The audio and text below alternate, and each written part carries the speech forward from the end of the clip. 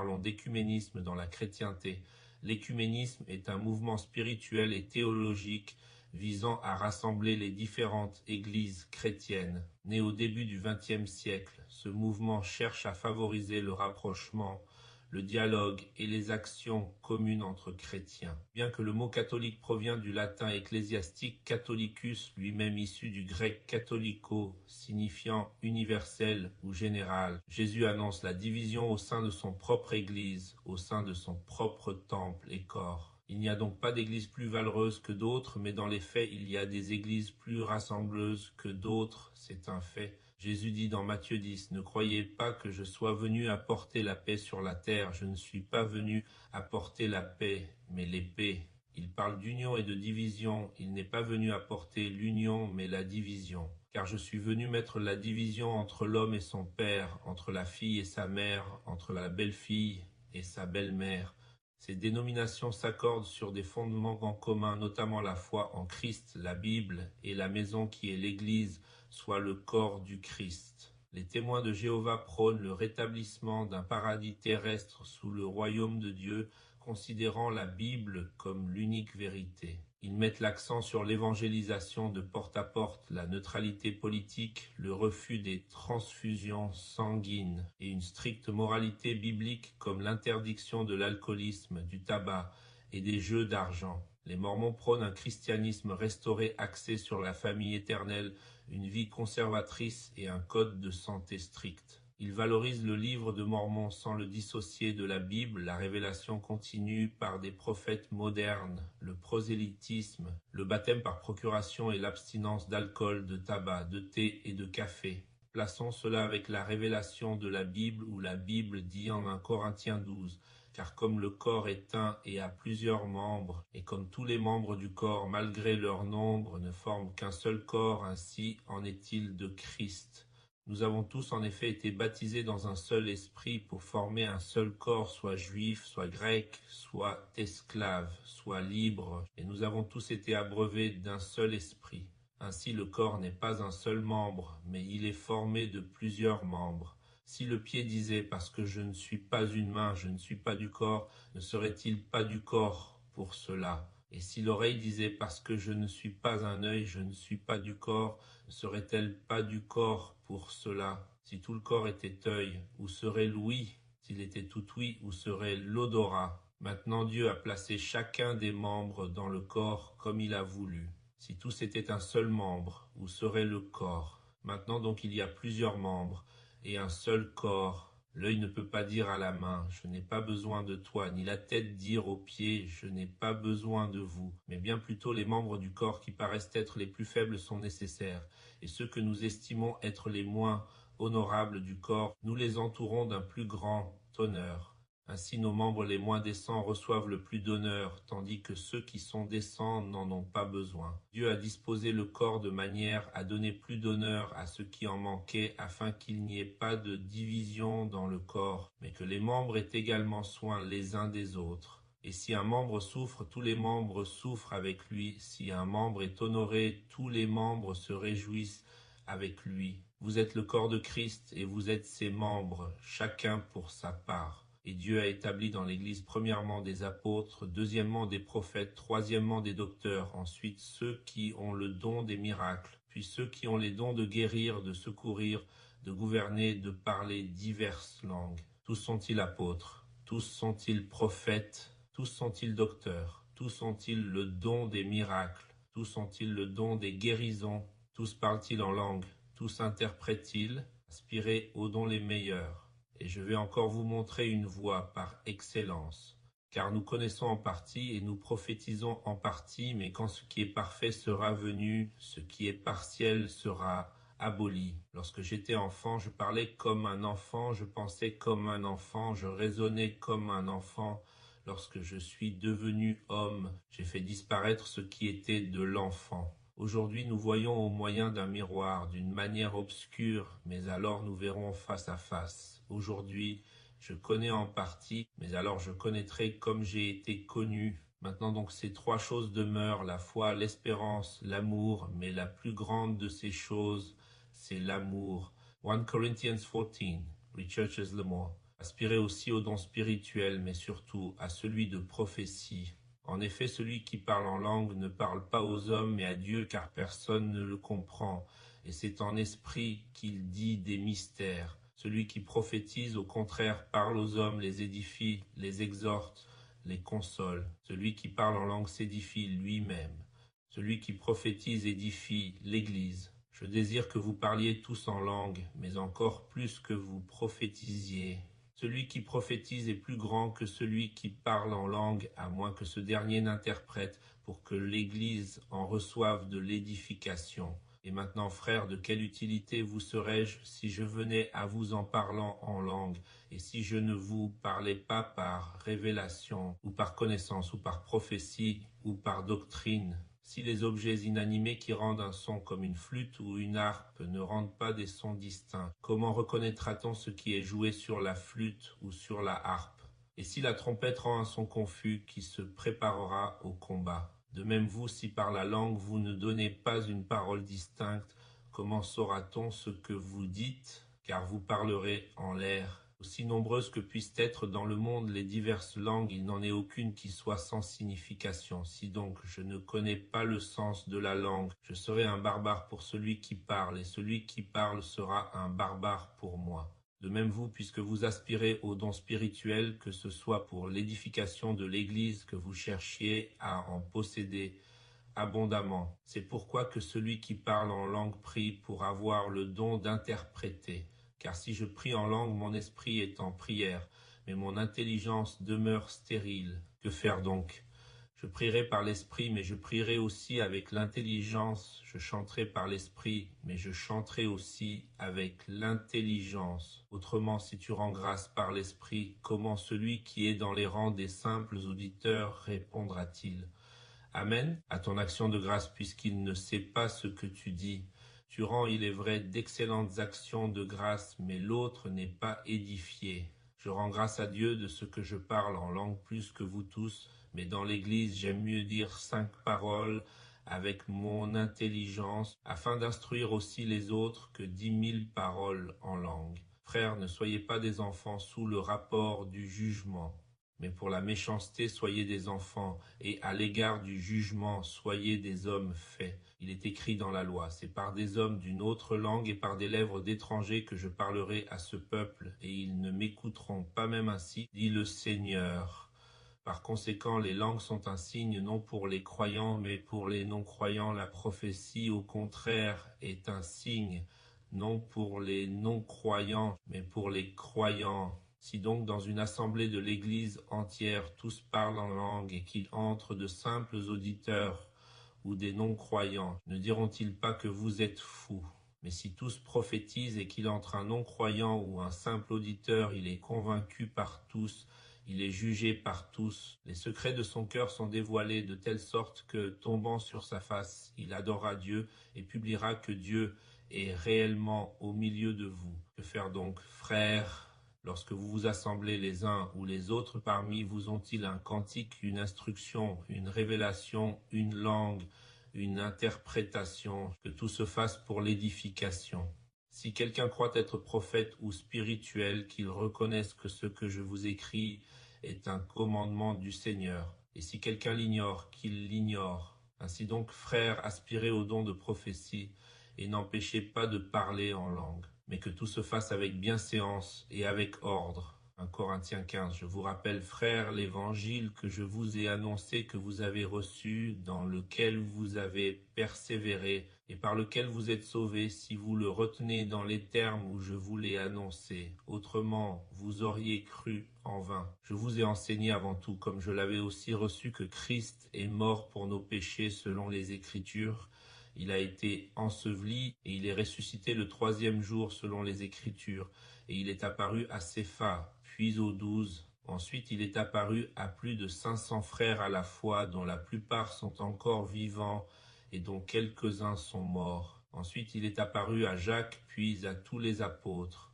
Après eux tous, il m'est aussi apparu à moi comme à l'avorton, car je suis le moindre des apôtres. Je ne suis pas digne d'être appelé apôtre parce que j'ai persécuté l'Église de Dieu. Par la grâce de Dieu, je suis ce que je suis, et sa grâce envers moi n'a pas été vaine. Loin de là, j'ai travaillé plus que tous, non pas moi toutefois, mais la grâce de Dieu qui est avec moi. Ainsi donc, que ce soit moi, que ce soit eux, voilà ce que nous prêchons, et c'est ce que vous avez cru. Or, si l'on prêche que Christ est ressuscité des morts, pourquoi quelques-uns parmi vous disent-ils qu'il n'y a point de résurrection des morts? S'il n'y a point de résurrection des morts, Christ non plus n'est pas ressuscité. Et si Christ n'est pas ressuscité, notre prédication est donc vaine, et votre foi aussi est vaine. Il se trouve même que nous sommes de faux témoins à l'égard de Dieu, puisque nous avons témoigné contre Dieu qu'il a ressuscité Christ, tandis qu'il ne l'aurait pas ressuscité, si les morts ne ressuscitent point. Car si les morts ne ressuscitent point, Christ non plus n'est pas ressuscité. Et si Christ n'est pas ressuscité, votre foi est vaine, vous êtes encore dans vos péchés, et par conséquent, aussi ceux qui sont morts en Christ sont perdus. Si c'est dans cette vie seulement que nous espérons en Christ, nous sommes les plus malheureux de tous les hommes. Mais maintenant Christ est ressuscité des morts, il est les prémices de ceux qui sont morts. Car puisque la mort est venue par un homme, c'est aussi par un homme qu'est venue la résurrection des morts. Et comme tous meurent en Adam, de même aussi tous revivront en Christ, mais chacun en son rang. Christ comme prémisse, puis ceux qui appartiennent à Christ lors de son avènement. Ensuite viendra la fin, quand il remettra le royaume à celui qui est Dieu et Père, après avoir réduit à l'impuissance toute domination, toute autorité et toute puissance. Car il faut qu'il règne jusqu'à ce qu'il ait mis tous ses ennemis sous ses pieds. Le dernier ennemi qui sera réduit à l'impuissance, c'est la mort.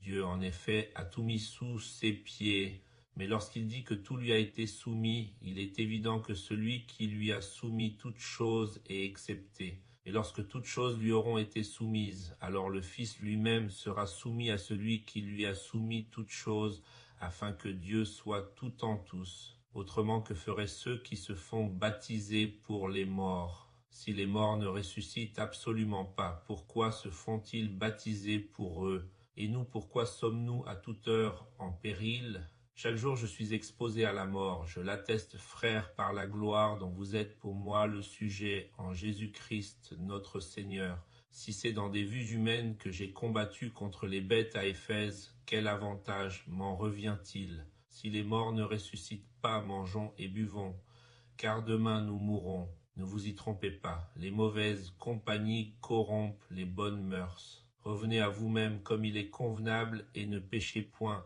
car quelques-uns ne connaissent pas Dieu, je le dis à votre honte. Mais quelqu'un dira comment les morts ressuscitent-ils et avec quel corps viennent-ils? Insensé, ce que tu sèmes ne reprend point vie s'il ne meurt. Et ce que tu sèmes, ce n'est pas le corps qui naîtra, c'est un simple grain de blé peut-être ou d'une autre semence. Puis Dieu lui donne un corps comme il lui plaît, et à chaque semence il donne un corps qui lui est propre. Toute chair n'est pas la même chair, mais autre est la chair des hommes, autre celle des quadrupèdes, autre celle des oiseaux, autre celle des poissons. Il y a aussi des corps célestes et des corps terrestres, mais autre est l'éclat des corps célestes, autre celui des corps terrestres. Autre est l'éclat du soleil, autre l'éclat de la lune et autre l'éclat des étoiles. Même une étoile diffère en éclat d'une autre étoile. Ainsi en est-il de la résurrection des morts. Le corps est semé corruptible, il ressuscite incorruptible, il est semé méprisable, il ressuscite glorieux, il est semé infirme, il ressuscite plein de force.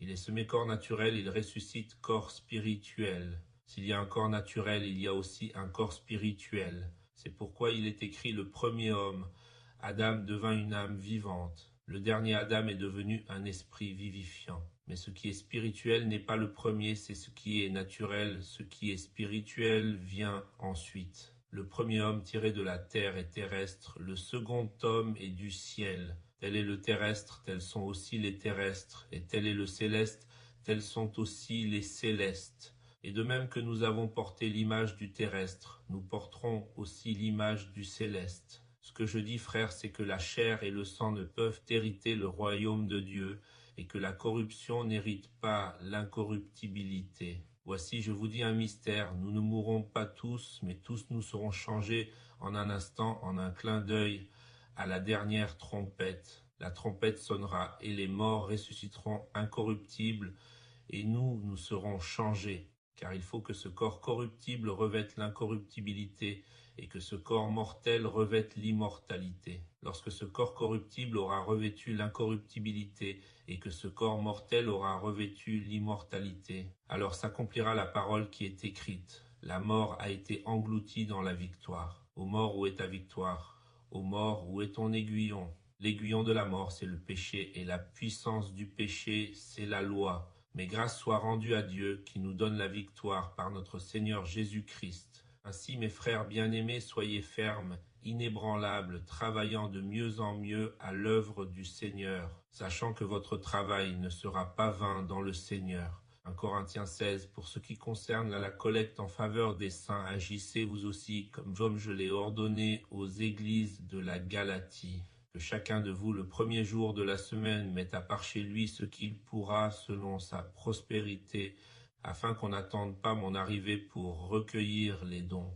Et quand je serai venu, j'enverrai avec des lettres pour porter vos libéralités à Jérusalem les personnes que vous aurez approuvées. Si la chose mérite que j'y aille moi-même, elles feront le voyage avec moi. J'irai chez vous quand j'aurai traversé la Macédoine, car je traverserai la Macédoine. Peut-être séjournerai-je auprès de vous, ou même y passerai-je l'hiver, afin que vous m'accompagniez là où je me rendrai. Je ne veux pas cette fois vous voir en passant, mais j'espère demeurer quelque temps auprès de vous, si le Seigneur le permet. Je resterai néanmoins à Éphèse jusqu'à la Pentecôte, car une porte grande et d'un accès efficace m'est ouverte, et les adversaires sont nombreux. Si Timothée arrive, faites en sorte qu'il soit sans crainte parmi vous, car il travaille comme moi à l'œuvre du Seigneur. Que personne donc ne le méprise. Accompagnez-le en paix afin qu'il vienne vers moi, car je l'attends avec les frères. Pour ce qui est du frère Apollo, je l'ai beaucoup exhorté à se rendre chez vous avec les frères, mais ce n'était décidément pas sa volonté de le faire maintenant. Il partira quand il en aura l'occasion. Veillez, demeurez fermes dans la foi, soyez des hommes, fortifiez-vous, que tout ce que vous faites se fasse avec amour. Encore une recommandation que je vous adresse, frères. Vous savez que la famille de Stéphana est les prémices de l'Achaïe, et qu'elle s'est dévouée au service des saints. Ayez vous aussi de la déférence pour de tels hommes et pour tous ceux qui travaillent à la même œuvre. Je me réjouis de la présence de Stéphana, de Fortunatus et d'Achaïcu. Ils ont suppléé à votre absence, car ils ont tranquillisé mon esprit et le vôtre. Sachez donc apprécier de tels hommes. Les églises d'Asie vous saluent.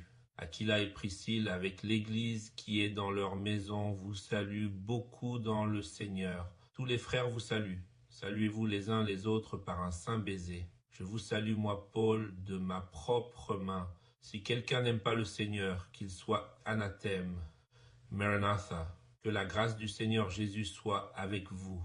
Mon amour est avec vous tous en Jésus-Christ. Lorsqu'un message est mauvais ou mal passé, on prend le bon et on change le mauvais ou on fait abstraction du mauvais. Si le développement est bon et que la conclusion est mauvaise, on prend le développement et on change la conclusion. Paul explique que tout comme un corps humain est composé de membres divers, oreilles, pieds, mains, œil, essentiels à son unité, l'Église est formée de croyants aux fonctions différentes. Le pied ne cesse pas de faire partie du corps sous prétexte qu'il n'est pas une main. Il y aura des divisions, a dit le Seigneur, et le rôle de ces divisions est de prôner différents aspects de sa doctrine comme celui d'un fonctionnaire. La diversité des membres est utilisée comme une diversité d'opinions, créant une division, voire des divisions pour exprimer l'amour que l'on porte au Christ sous différents angles. Et chaque membre n'a pas les mêmes besoins, ni même les mêmes demandes que les autres membres.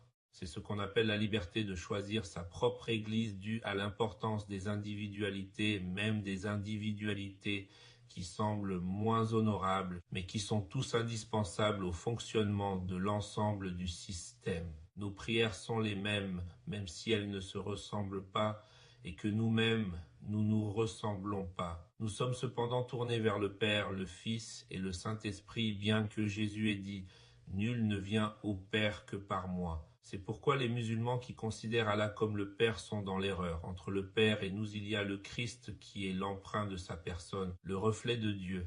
Et c'est ce reflet qui nous rassemblera peut-être un jour si nous ne prenons pas l'initiative par nous-mêmes